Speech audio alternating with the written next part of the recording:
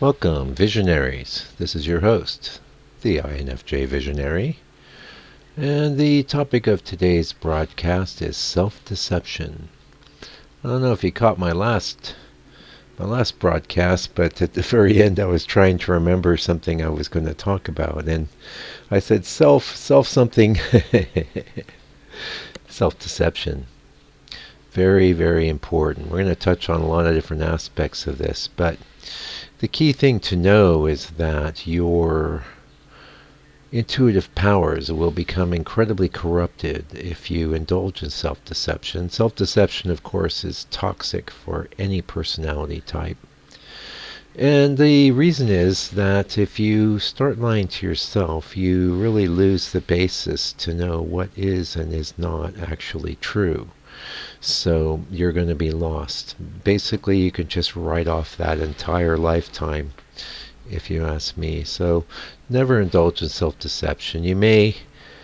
Actually, you may upon occasion have to deceive others. I personally made a pact with myself and with the universe not to lie to anyone.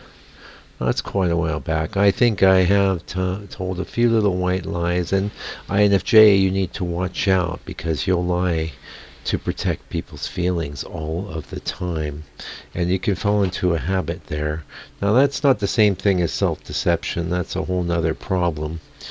But in a sense, it's related because once you get comfortable with lying and stuff, then you're kind of in a gradiated slope. So I'd say truth is where it's at, and we cannot, as I was discussing in our last broadcast, we cannot always know what is true, but we can know that we have a strong preference for the truth, and to the best of our ability to discern it and test it. And personally, with ideas both spiritual and otherwise, I I will beat them up. I will torch them, stomp on them, cut them up, do everything to them. If they can withstand that onslaught, then there's a good chance they're true, that they are going to be something that I can use in my life to move forward, whatever that is. Now, regarding spirituality, a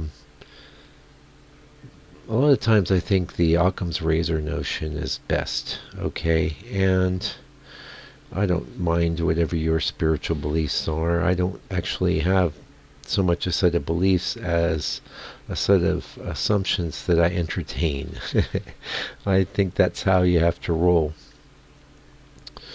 But it makes sense to me that the universe was created. Now, to someone who was an atheist, hopefully my neighbor's doing some yard work here. Yes, the visionary does have neighbors, and they are making a lot of noise today. But in my experience, generally, all you're going to hear is my voice, and I hope that's all right.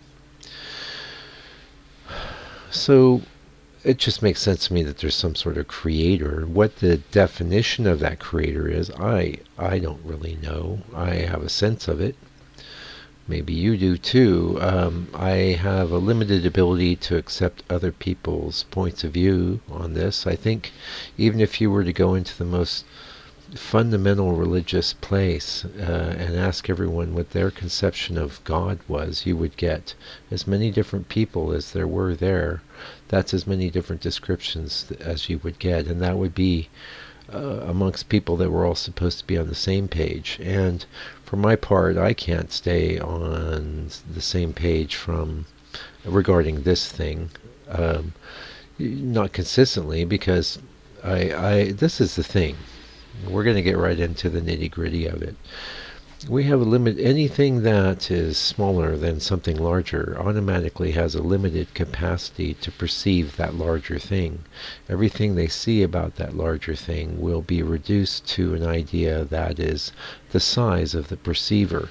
And this is a problem with most spiritual practices. Now, that said, I do think that actually I was reading a book, and I respect a lot of things this guy in the book is saying. This is a book about AI, actually, but he was touching on some of his personal experiences, and how he was getting into this guy that was, had a system of how to make things happen in your life, and that might be as simple as getting over depression, or God knows. I have no issue with that, but I have to say I have a definite sensitivity to anybody's program. But so much was I impressed with this guy's book, I looked into the teachings of the person that helped him a lot. And I want nothing to do with it. I don't like it at all. I don't think the guy is evil or anything. I just think, ooh, I don't want that.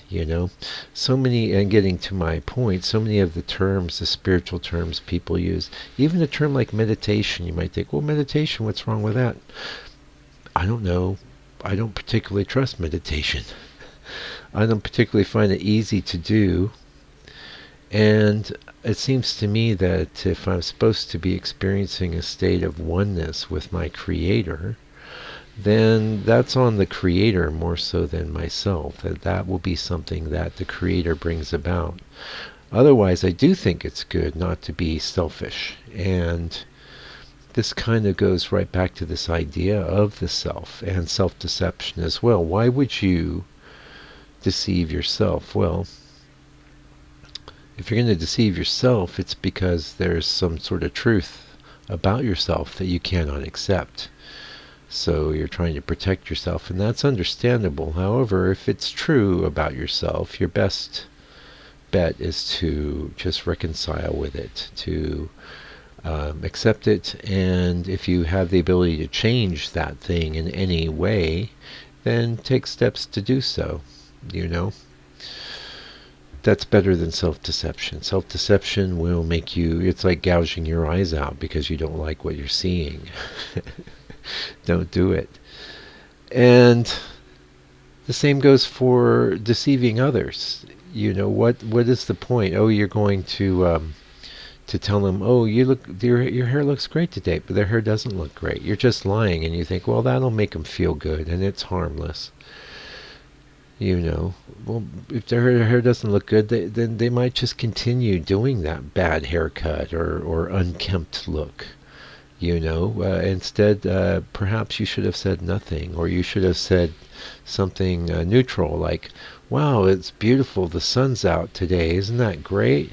Yeah, that's great. Everyone can agree that the sun being out is a wonderful thing.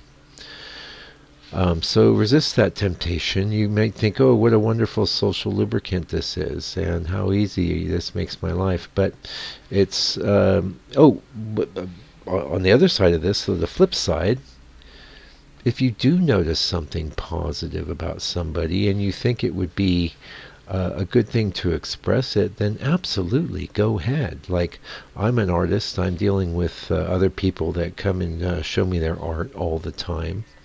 I'm an artist in a professional capacity. And most of the time, if they're showing me their work, they're an amateur, right? But I'll find things to like about their work that I can say honestly. Like, I'll say, oh, that's really good use of the color green there.